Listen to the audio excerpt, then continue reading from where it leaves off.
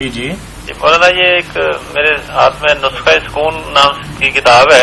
کیا نام ہے؟ نسخہ سکون جی اس کتاب کا نام ہے. نسخہ زبون سکون ہے سکون خون سکون سکون جی سکون جی سکون سکون ٹھیک ہے. مفتی رشید نسخہ صاحب ہے سکون.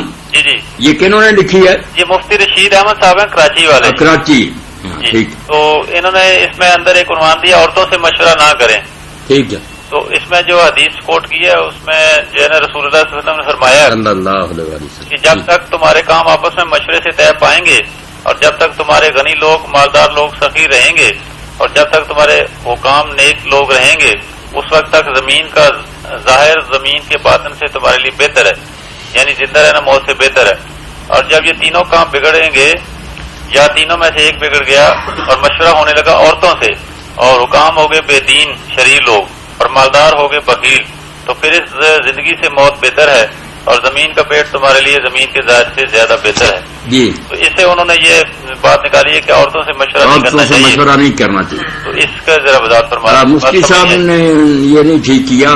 اللہ تعالیٰ مہربانی بنا، اتنے بڑے عالم ہیں وہ اور بہت ان کا دائرہ ہے، مگر یہ بات جو ہے نا پرواہ نہیں کرتے کہ ہم جو چیز پیش کر رہے ہیں یہ صحیح بھی نہیں. یہ روایت بھی ضعیف ہے، یہ کمزور ہے بڑی.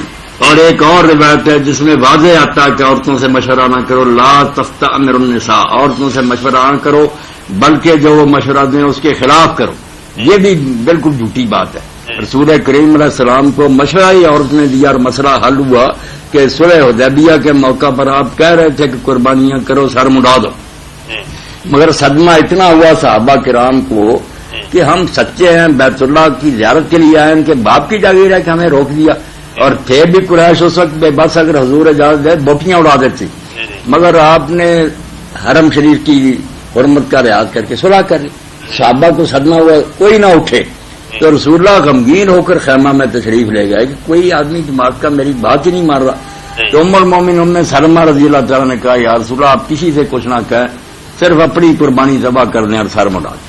حضور نے جا کر ایسا ہی کیا تو سب نا امید ہو گئے کہ اب تو یار قصہ ختم ہو گیا، حضور نے اب کر دیا، اس کے بعد کیا بات رہے گی. سب اٹھے اور کرنے لگے. وہاں ام سلمہ رضی اللہ کے مشورہ پر حضور نے عمل کیا. یہ پوری بحث علامہ البانی صاحب نے اللہ تعالیٰ ان پر رحمت فرمائے سلسلۃ الحدیث ضعیفہ میں ان حدیثوں پر بحث کرتے ہوئے ان کا ذوق ثابت کیا اور یہ صحیح حدیثیں دے کر کہا کہ کیوں مشورہ نہیں دینا، ان کو انسان نہیں کم سمجھے. وہی باتیں نصارہ واری ابھی تک ذہنوں میں ہے کہ عورت میں روح ہی نہیں ہے. کئی مدت تک چرچ یہ کہتا رہا کہ عورت انسان ہی نہیں، اس میں روح ہی نہیں ہے. اب فخر کرتے ہیں کہ ہمارے دین سچے ہیں.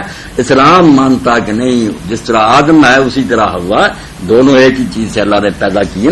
احترام کریں. باقی بیکری کا مشورہ یہ غرض مرد بھی دے تو صرف مرد ہونے سے اس کو مانیں گے، وہ تو سوچنا چاہیے نا کہ مشورہ کیسا ہے. مگر یہ حدیث کوئی نہیں صحیح. یہ انہوں نے مفتی صاحب نے زیادتی کی ہے. ایسے بڑے عالموں کو ایسی ضعیف باتیں نہیں کرنی چاہیے. اب تو پہلے ہی لوگ دہائی دے رہے ہیں کہ اسلام میں عورتوں کے حقوق نہیں ہے، ظالم جھوٹ بولتے ہیں، تو ایسی باتیں لے کر وہ اور بدنام کریں گے. یہ نہیں صحیح، ضعیف ہے یہ چیز. چلیں، بہت شکریہ بھائی آپ کے خوشی ہوئی. اللہ خیر سے